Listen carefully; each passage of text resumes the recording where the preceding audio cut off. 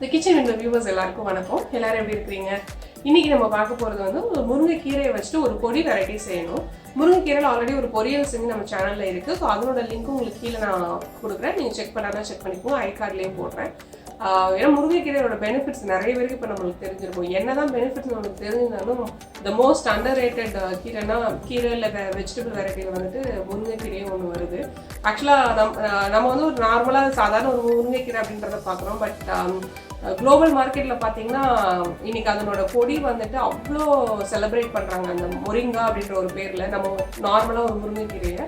So அதில் வந்து ஒரு 7 times நம்ம ஆரஞ்சில் என்ன வைட்டமின்ஸ் இருக்கோ அதை விட ஜாஸ்தி இருக்குது, 7 மடங்கு. அதே போல் ஒரு 15 மடங்கு பொட்டாசியம் வந்து வாழைப்பழத்தில் இருக்கிறத விட ஜாஸ்தியாக இருக்குதுன்னு சொல்லிட்டு ரிப்போர்ட்ஸ் இந்த ஆர்டிக்கல்லாம் படித்ததில்ல. ஸோ அதில் வந்து எல்லா விதமான உடம்புல இருக்க உபாதைகளுக்கும் வந்துட்டு உங்களுக்கு மருத்துவ குணம் அதில் இருக்குதுன்னு சொல்கிறாங்க. ஒரு கேன்சராக எடுத்துக்கோங்க, இல்லை ஒரு ஒபிசிட்டியாக எடுத்துக்கோங்க, இல்லை பிளட் ப்ரெஷராக எடுத்துக்கோங்க, அந்த லெவலுக்கு இருக்குது. பட் எல்லாமே என்னென்னா நம்ம வந்ததுக்கப்புறம் ஒரு விஷயத்த சாப்பிட்றத விட தொடர்ந்து இதை வந்து நம்ம உணவு பழக்க வழக்கங்களை வந்து இன்க்ளூட் பண்ணிகிட்டே வர டெஃபினட்டாக அது நம்ம தற்காத்து கொள்றதுக்கு ஒரு இதாக இருக்கும். அது இப்போ இந்த கொரோனா பீரியட் இதெல்லாம் வந்தபோது ஒரு பெரிய இம்யூன் பூஸ்டர் வந்துட்டு நம்ம நார்மலாக நம்ம ஒரு எல்லார் வீட்டுக்குள்ளேயும் நம்ம வளர்க்கக்கூடிய ஒரு முருங்கைக்கீரை. ஸோ இதை வச்சு ஒரு பொடி எப்படி செய்யறதுன்னு பார்ப்போம். அண்ட் இன்னொரு தகவல் வந்து குளோபல் மார்க்கெட்டில் எக்ஸ்போர்ட்டில் வந்துட்டு இந்த லீடிங்கில் இருக்க சூப்பர் ஃபுட்ஸில் ஒன்று வந்துட்டு மொரிங்கா பவுடர் அப்படிங்கிறாங்க. அது ஒரு கேப்சூலாக வந்து எக்ஸ்போர்ட் பண்ணுறாங்க, பவுடராக எக்ஸ்போர்ட் பண்ணுறாங்க. அது ஒரு பெரிய மார்க்கெட் இருக்குது, ஒரு கமர்ஷியல் மார்க்கெட் இருக்குது. நம்ம கிராமங்களில் இல்லை நம்ம லோக்கலில் இருக்கிறத தாண்டின ஒரு பெரிய கமர்ஷியல் மார்க்கெட் அதில் இருக்குது. ஸோ அதை எப்படி பண்ணுறது நம்ம வீட்டிலே அப்படிங்கிறத பார்த்துக்கலாம். அதோட பயன்கள் அதை எப்படிலாம் நம்ம பயன்படுத்தலாம்னா, நம்ம நார்மலாக நம்ம சப்பாத்தி தேய்க்கும் போது அதில் ஒரு ஸ்பூன் எடுத்து போட்டுக்கலாம். ஏதாவது ஒரு வகையில் நம்ம அந்த முருங்கைக்கீரை பொடியை வந்து தினசரி உணவில் வந்து நம்ம இன்டேக் பண்ணிக்கிறது தான் அதனோட கான்செப்ட். அதே போல் அது ஹேருக்கு வந்துட்டு ஹேர் பேக் மாதிரி போட்டுக்கலாம், ஃபேஸ் பேக் மாதிரி ஃபேஸுக்கு போட்டுக்கலாம். ஸோ நம்மளுக்கு வந்துட்டு இன்டர்னல் அதே போல் எக்ஸ்டர்னல் அப்ளிகேஷன் சாப்பாடாகவும் எடுத்துக்கலாம், வெளியிலையும் நம்ம வந்து எடுத்துக்கலாம். அந்த மாதிரியான ஒரு இதை வந்துட்டு எப்படி பண்ணுறது அப்படிங்கிறத பார்ப்போம். இது நேற்று வந்து பறித்த முருங்கைக்கீரை. இது நம்ம ஒரு நாள் ஃபுல்லாக அப்படியே நியூஸ் பேப்பரில் வந்து விரித்து வச்சுட்டு நம்ம அடுத்த நாள் பார்த்திங்கன்னா அப்படி லைட்டாக தட்டினாவே போதும், உங்களுக்கு எல்லா கீரையும் வந்து உதிர்ந்துடும். இதை நம்ம வந்துட்டு தனித்தனியாக ஒன்று ஆஞ்சிட்ருக்கணுன்ற அவசியம் இல்லை. ஏன்னா எப்படி காய வச்சு தான் பொடி பண்ண போகிறோம்.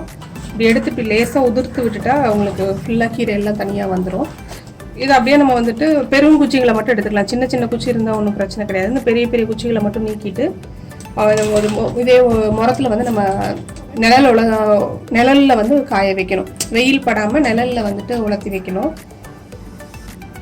இப்போ எல்லாம் உதிரியாக நம்ம உதுத்து வச்சாச்சு. இதில் அந்த பெரிய குச்சியெல்லாம் எடுத்துட்டேன். அதே போல் இந்த பழுப்பு காஞ்சது எதுவும் இருந்தால் எடுத்துக்கலாம். இதுக்கப்புறம் நம்ம தண்ணியில் ஒரு தடவை அலசிட்டு ஒரு துணியில் பரப்பி வச்சிடலாம்.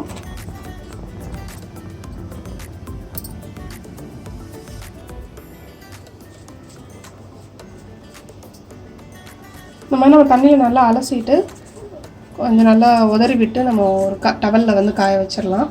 இது நிழல் உணத்தில் காய வச்சாவே போகிறோம், வெயில் படாமல் காய வைக்கணும்.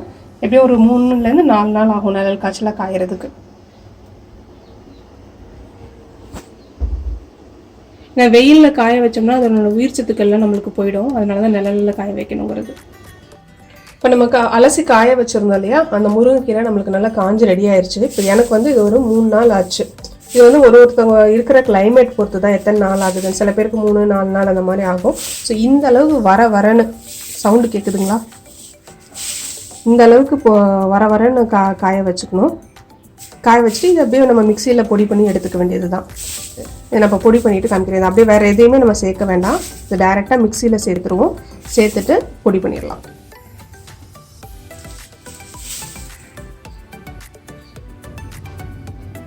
நீங்களும் ட்ரை பண்ணி பாருங்கள் இந்த முருங்கைக்கீரை பொடி. இது ரொம்ப வர்சடைலான ஒரு பொடின்னு சொல்லுவேன் நான். ஒரு ஃபேஸ் பேக்காக போட்டுக்கலாம், ஹேர் பேக்காக போட்டுக்கலாம், வெறும் தண்ணி கொதிக்க வச்சு அந்த காய்ச்சிட்டு டீ மாதிரி குடிச்சிக்கலாம்.